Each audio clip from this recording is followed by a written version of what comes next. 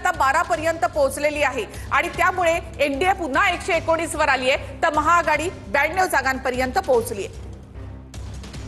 तर 25 से 30 हमारे दो भाई नरेंद्र और नीतीश या पद्धतीने जी घोषणाबाजी करण्यात आलेली होती। तर भाजपा आणि जेडीयू आता जर एकूण आकडा आपण या ठिकाणी पाहिला तर 119 जागांवर एनडीए आघाडीवर आणि महाआघाडी 94 जागांवर आघाडीवर आहे। जेएसपी जनता स्वराज पक्ष प्रशांत किशोर यांचा पक्ष 238 जागांवर त्यांनी उमेदवार उभे केलेले आहेत। फक्त आणि फक्त 4 जागांवर त्यांची आघाडी आणि इतर एक म्हणजे इतर लहान पक्षांचा अक्षरशः सुपडा साफ होताना आपण या ठिकाणी पाहतोय।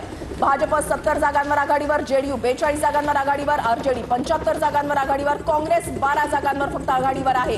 हा आकडे जे आहेत हे आकडे सातत्याने बदलत आहेत आणि ही राजकीय दंगल कोण जिंकणार हे चित्र अवघ्या काही तासामध्ये स्पष्ट होणार आहे। एनडीए 119 आणि महाआघाडी या ठिकाणी 94 जागांवर आघाडीवर आहे। प्रशांत किशोर यांचा पक्ष 4 जागांवर आघाडीवर आहे। मनेरमधून आरजेडीचे भाई वीरेंद्र सिंग हे आघाडीवर आहेत। मनेरमधून आरजेडीचे भाई वीरेंद्र सिंग हे आघाडीवर।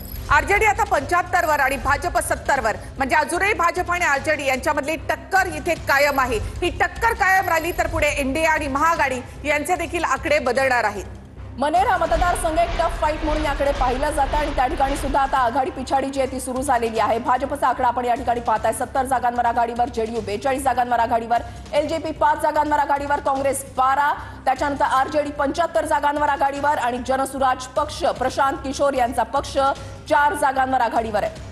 आरजेडीमध्ये तेजस्वी यादव यांनीच पूर्ण धुरा हाती घेतलेली होती आणि आपल्या विजयाचा विश्वास देखील त्यांनी व्यक्त केलेला आहे। मात्र काँग्रेसची फारशी साथ किंवा डावे विआयपी या पक्षांची साथ त्यांना मिळताना दिसत नाही। एकटे लढतायत तेजस्वी यादव या ठिकाणी 75 जागांवर आघाडीवर। मनेरमधून आरजेडीचे भाई वीरेंद्र सिंह हे सध्या आघाडीवर असल्याचे या ठिकाणी पाहायला मिळते। ही सुद्धा एक टफ फाईट म्हणून याकडे पाहिलं जात आहे। आरजेडीचा हा मतदारसंघ राहिलेला आहे आणि या ठिकाणी आता भाई वीरेंद्र सिंह हे आघाडीवर आहेत। कलानुसार चिराग पासवानांच्या पक्षानं खातही खोललेलं नाहीये। महत्वाची बातमी आपण या ठिकाणी पाहताय।